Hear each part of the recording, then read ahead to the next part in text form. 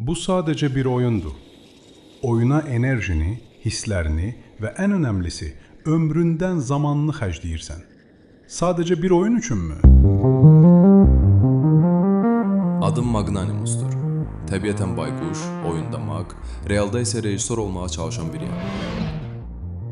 Yeni yaradılan bir oyunun təqdimatı üçün reklam ideyası axtarırdım. Apardığım araşdırma məni gözləmədiyim bir həqiqət apardı. Onu sizinlə bölüşmək istəyirəm. Yeniyetməlik dövründə uzun müddət oynanılan oyunlar təkcə əyləncə xarakterli deyil. Onların daxilindəki qaydalar, mükafat sistemi və sosial münasibətlər insanın fərqində olmadan şuur altında iz buraxaraq xarakterin formalaşmasına təsir edir. İnsan yaddaşı xətti deyil, asosiativ işləyir. Yəni beyin informasiyanı bir-biri ilə əlaqələndirərək mənimsəyir. Bu səbəbdən oyunların arxa planında işləyən mexanizmlərdə fərqində olmadan düşüncə modelimizin bir hissəsinə çevrilə bilər. Əgər insanın dərin bağ qurduğu ilk oyun müəyyən mərhələyə çatmadan yarımçıq qalarsa, beyin bu prosesi ibtidai məntiqi ilə tamamlayır. Lakin bu tamamlama təbii yolla olmadığı üçün şuur altında qeyri-müəyyənlik qalır. Bu isə zamanla özünə inamsızlıq və natamamlıq hissi yarada bilər. Əvvəlcə bunun bir oyunla əlaqəli ola bilməsi mənə inandırıcı görünmürdü. Amma öz oynadığım oyunda bəzi izləri görmək baxışımı dəyişdi. 2004-2008-ci illərdə postsovet məkanında geniş yayılmış mətin əsaslı onlayn oyun Combat, döyüş klubu, həmin dövrün ən unikal rəqəmsal platforması idi. Vizual qrafikadan çox mətin və rəqəmlər əsaslanırdı. Döyüş sistemi mexaniki qərar və statistik nəticənin hesablanması üzərində qurulmuşdu. O, erkən internet dövrünün bir növ ilk sosial platforması idi. Həmin dövr internetin yeni formalaşdığı, tam oturuşmadığı bir keçid mərhələsi idi.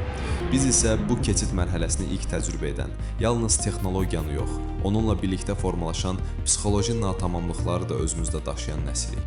Rejissor gözü ilə baxanda bu oyun postsovet xalqlarının rəngarəngliyini və fərqlilikləri müşahidə edəcəyim unikal bir mikrokosmos idi.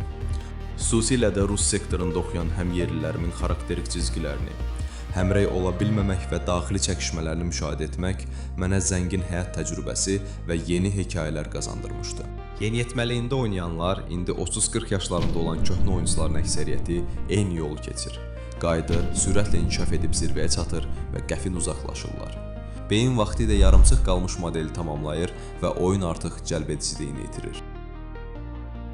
3 fərqli serverdə ən üstün səviyyəyə çatıb niyə uzaqlaşa bilmirdim?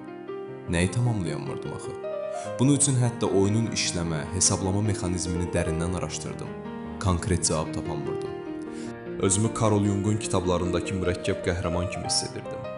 Şuuraltımın o dərin labirintlərində günlərlə dolaşdıqdan sonra nəhayət ki o, natamamlığımın əsl fəlsəfi, monumental səbəbini tapdım. Sən demə bu sadəcə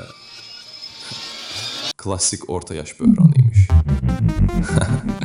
Bəzi kişilər bu yaşda idman maşını alır, bəziləri gənc sevgili tapır, mən isə browser oyununda klan yaradıram. Ən azından mənimki ailə büdcəsinə daha az ziyan verir.